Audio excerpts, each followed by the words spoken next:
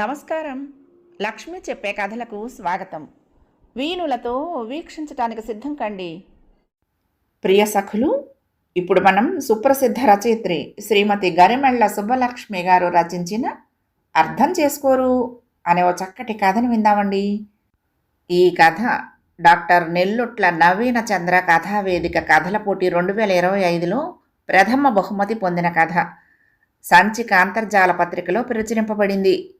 ఇక కథ మొదలు పెట్టేస్తున్నానండి. రవి బాబు, ఓసారి ఇలా రా నాయనా. అప్పటికి రాత్రి 10:30 దాటింది. పొద్దుటి నుండి డ్యూటీ చేసి ఎప్పుడు రూమ్కు చేరి మంచం మీద వాలిపోదామా అనుకుంటూ రూమ్ తలుపు తాళం తీస్తున్న నేను ఒక్కసారి తల తిప్పి పక్క గుమ్మం వైపు చూశాను. అక్కడ వర్ధనం పిన్ని గారు నా కోసమే కాచుకున్నట్లు నిలబడి ఉన్నారు. పిన్ని గారు, బాబాయ్ గారు ఇద్దరు పెద్దవాళ్ళు.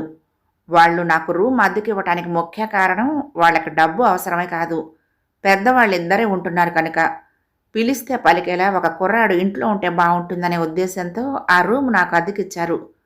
అంతేకాకుండా వాళ్ళకి మాకు కాస్తంత బంధుత్వం కూడా ఉండటం వలన మా అమ్మ నాన్న కూడా ఎలాగైనా ఆ రూమ్లోనే అద్దెకుండమని, పెద్దవాళ్ళకి అవసరమైనప్పుడు కాస్త సహాయంగా ఉండమని చెప్పడం వలన ఆ రూమ్ మా ఆఫీసుకు దూరమైనా అందులోనే చేరిపోయాను. అందుకనే ఇంత రాత్రి దాకా నా కోసమే కూర్చున్న పిన్ని గారు రమ్మంటూ ఉంటే పెద్దవాళ్ళకి ఏం అవసరం వచ్చిందో అనుకుంటూ అటు వెళ్ళాను. ఏం లేదు నాయనా, కాస్త కూరుంది, పట్టుకెళ్ళి అన్నంతో తింటావని పిలిచాను అన్నారు పిన్ని గారు. నాకు పెద్దవాళ్ళిద్దరూ బాగానే ఉన్నందుకు కాస్త హాయిగా అనిపించింది. మళ్ళీ అంతలోనే పిన్ని గారు అంతసేపు నాకు కూర ఇవ్వటానికి మెలకువగా కాచుకుని కూర్చున్నందుకు సంతోషంగా కూడా అనిపించింది. హైదరాబాద్లో ఒక ప్రైవేటు ఫ్యాక్టరీలో నేను చేసేది షిఫ్ట్ డ్యూటీ. ఒకసారి రూమ్ వదిలితే 8 గంటలు డ్యూటీ చేసుకుని ఆఫీసు నుండి ఇంటికి చేరేసరికి మరో గంట పడుతుంది. అందులోనూ ఇవాళ బస్సులు దొరకటం ఆలస్యమై మరింత లేట్ అయింది.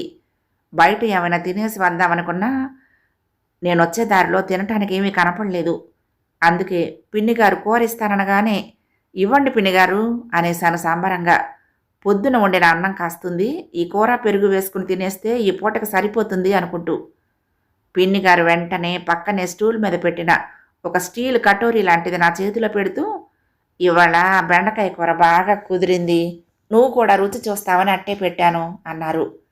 నేను ఎంతో సంబరపడిపోతూ ఆ కటోరీ పుచ్చుకుని పిన్ని గారికి థ్యాంక్స్ చెప్పి రూమ్లోకి వచ్చాను. అసలే ఆకలి దంచేస్తోంది. గబా గబా కాళ్ళు చేతులు కడుక్కొని పొద్దుటి అన్నం ఇక వేడి చేసుకునే ఓపిక కూడా లేక కంచంలో వడ్డించుకుని పిన్నిగారిచ్చిన కటోరీలోని కూరని కంచంలోకి ఉంచుకున్న నేను ఆ కూరని చూసి తెల్లబోయాను.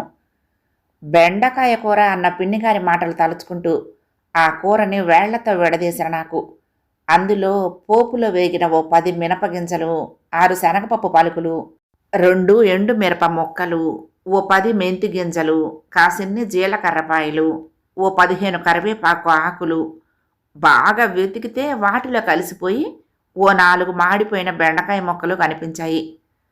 ఇది బెండకాయ కూర లేక కూరలో అడుగున మిగిలిన పోపు గింజలా అనుకుంటూ కంచంలో పెట్టుకున్న అన్నంలో ఆ పూటకి ఊరగాయ కలుపుకొని పెరుగుతో భోజనం ముగించాను. అమ్మా నాన్నల మాట కాదనలేక ఆ రూములో అద్దెకు చేరానన్న మాటే కానీ ఎంత ఆలోచించినా నాకు ఈ పిన్ని బాబాయిల ధోరణి ఏమీ అర్థం కాలేదు. బాబాయ్ గారికి 70 ఏళ్ళు దాటుంటాయి.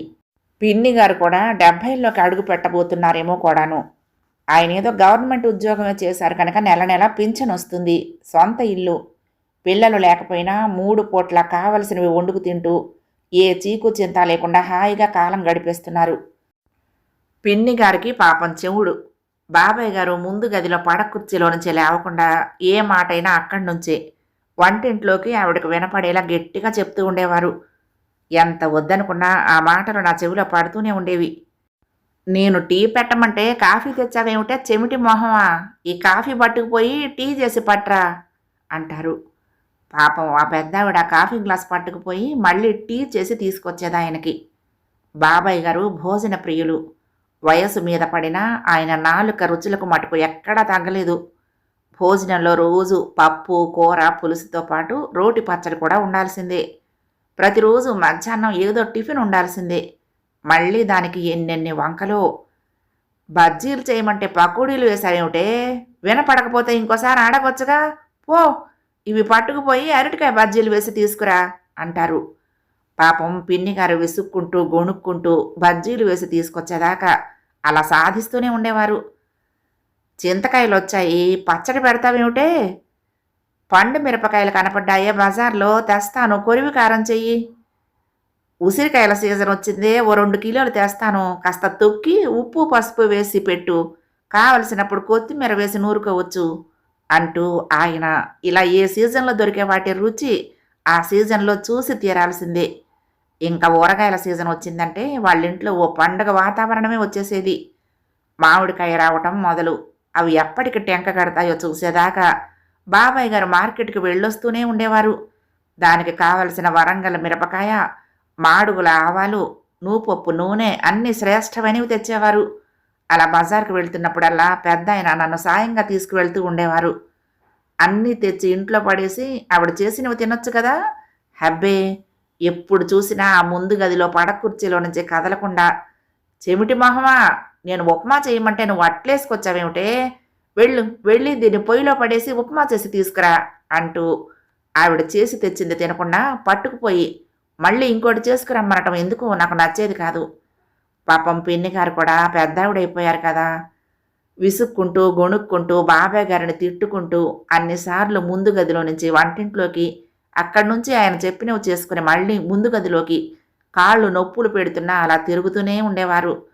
నాకైతే బాబాయ్ గారిని చూస్తే పీకల దాకా కోపం వచ్చేసేది.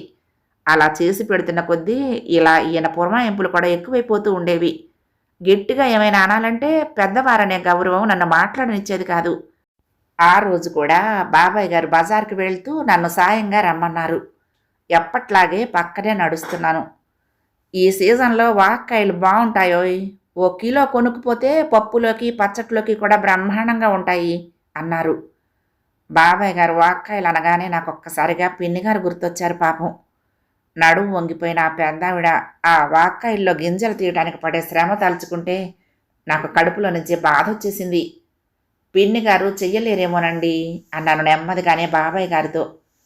బ్రహ్మాండంగా చేస్తుందోయ్ అంటూ ఆ బండి వైపు నడవబోతున్న బాబాయ్ గారిని ఎలాగైనా ఆ వాక్కాయలు కొనటం ఆపించాలనుకున్నాను. అది కాదు బాబాయ్ గారు, మీరు పెద్దవారైపోయారు కదా, ఈ పచ్చళ్ళు అవి ఎక్కువగా తింటూ ఉంటే బీపీ వచ్చే అవకాశం ఉంది. ఈ వయసులో ఉప్పు కారాలు తగ్గించుకుంటే మంచిదండి అన్నాను. నా మాటలకి భళ్ళున నవ్వేశారు బాబాయ్ గారు. నాది రాయి లాంటి శరీరమోయ్, నాకు అలాంటివి ఏమీ రావు, ఆ భయం ఏమీ లేదు, పద పద ఆ వాక్కాయలు ఎలా ఇస్తున్నాడో చూద్దాం అన్నారు. నేను మరింక ఊరుకోలేకపోయాను. అది కాదు బాబాయ్ గారు, ఇలా మీరు బజార్లో కనపడ్డవన్నీ కొని తెచ్చి వండమంటే పాపం పిన్నిగారు ఎలా చేయగలరండి? ఇది వండు అది వద్దు అంటూ మీరు ఆవిడ్ని అన్ని మాటలు అంటూ ఉంటే వినేవాళ్ళ దృష్టిలో మీరు ఎంత చులకనైపోతారండి. ఆవిడ కూడా పెద్దవారైపోయారు. ఆవిడ గురించి కూడా కాస్త ఆలోచించాలి కదండి. కాస్త ధైర్యం కూడా తీసుకుని నెమ్మదిగా అన్నాను.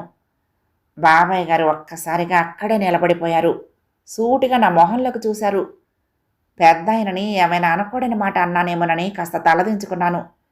బాబాయ్ గారు నెమ్మదిగా నా చెయ్యి పట్టుకుని పక్కనే ఉన్న గట్టు వైపు నడిపించారు. అక్కడ కూర్చుని నెమ్మదిగా చెప్పటం మొదలుపెట్టారు. చూడు రవి, మా పెళ్ళయి ఇప్పటికి 50 ఏళ్ళు దాటాయి. మీ పిన్ని గురించి నాకన్నా ఎక్కువ ఎవ్వరికి తెలిసి ఉండదు కదా. అందుకే ఇవాళ నేను మీ పిన్ని గురించి నీకొక విషయం చెప్తాను, నీ మనసులోనే ఉంచుకుంటావు కదూ అన్నారు. నేను ఉత్సుకతతో కాస్త ముందుకు వంగాను. మీకందరికీ పైకి కనిపించేది ఆవిడ చెవిటి మనిషిని మాత్రమే, కానీ ఆవిడ అసలు స్వభావం నాకు తెలుసు. ఆవిడ ఒట్టి పొదుపరే కాదు, మహాపిసినారి. డబ్బు ఖర్చు పెట్టడంలోనే కాదు, ఏదైనా వస్తువుని వాడటంలో కూడా ఆవిడది అదే స్వభావం. ఎంగిలి చేత్తో కాకికి విదిలించకపోవటమే కాదు, డబ్బులు ఖర్చయిపోతాయని తన కడుపుకు కూడా తినదు. వంట చేసిందంటే అనవసరంగా ఎందుకు అనుకుంటూ నాకు ఒక్కడికి సరిపడా కూర మాత్రమే వండుతుంది. తనకి కాఫీ ఇష్టం, కానీ కాఫీ పొడి పాలు ఖర్చయిపోతాయని కలుపుకోదు. అందుకని ముందు కాఫీ కావాలని అడుగుతాను. తీరా కాఫీ తెచ్చాక తను చెవిటి మనిషిని గుర్తు చేస్తూ టీ తెమ్మని కాఫీ పట్టుకుపోమ్మంటాను. ఆ కాఫీని పారబోయటం ఇష్టం లేక అప్పుడు తను కాఫీ తాగుతుంది. మీ పిన్నికి పకోడీలంటే ఇష్టం, కానీ వృధా ఖర్చని ఎప్పుడూ చేసుకోదు. అందుకని నాకు కావాలని చేయమంటాను. అదే పకోడీలే అడిగాననుకో, సరిగ్గా నాకు సరిపడా మాత్రమే చేస్తుంది. అందుకని అవి తినకుండా వద్దని మళ్ళీ బజ్జీలు చేసుకురమ్మంటాను. అప్పుడు ఆ 4 పకోడీలు పడేయలేక తను నోట్లో వేసుకుంటుంది. ఇప్పుడు కూడా ఈ ఊరగాయలన్నీ నా కోసం అనుకున్నావా? నాకు అన్నంలోకి కూర, పులుసు చాలు. కానీ మీ పిన్నికి అన్నంలో పచ్చళ్ళు కలుపుకోవటం ఇష్టం. అందుకని నా కోసమని చెప్పి ఇవన్నీ చేయిస్తున్నాను. చిన్న పిల్లలకి నయాన్నో, భయాన్నో తల్లి అన్నం తినిపించినట్లు మీ పిన్ని చేత ఈ విధంగా నేను ఆవిడకిష్టమైనవి తినేలా చేస్తున్నాను. అందరూ నన్ను చెడ్డవాడనుకున్నా పర్వాలేదు. మీ పిన్ని తనకు కావలసినవి తింటే చాలు. గద్గదమవుతున్న బాబాయ్ గొంతుతో పాటు ఆయన కళ్ళల్లో సన్నటి కన్నీటి పొర కదిలింది. నేను స్తబ్దుణ్ణయ్యాను. ఆ సంఘటన జరిగి ఇప్పటికి 10 ఏళ్లయింది. ఇప్పటికీ నేను ఆ ఇంట్లోనే ఉంటున్నాను. ఎటొచ్చి ఇదివరకు ఒక రూమ్‌లో ఉండేవాణ్ణి. ఇప్పుడు ఆ ఒక్క రూమ్‌లోనూ పిన్నిగారుంటున్నారు. వాళ్ళుండే పెద్ద వాటాలో నేనుంటున్నాను నా భార్య, పిల్లలతో. ఇప్పుడు నాకు పిన్నిగారితో కలిసి 3 పిల్లలు. కథ సమాప్తం. ప్రియ సఖులు, ఈ కథ మీకు నచ్చితే తప్పకుండా లైక్ చేయండి, షేర్ చేయండి, కామెంట్ చేయండి, సబ్స్క్రైబ్ చేసుకుని నన్ను ఎంకరేజ్ చేయండి. ఉంటానండి. ప్రేమతో లక్ష్మి. కృష్ణా తీరం దుర్గమ్మ సన్నిధానం. నమస్తే.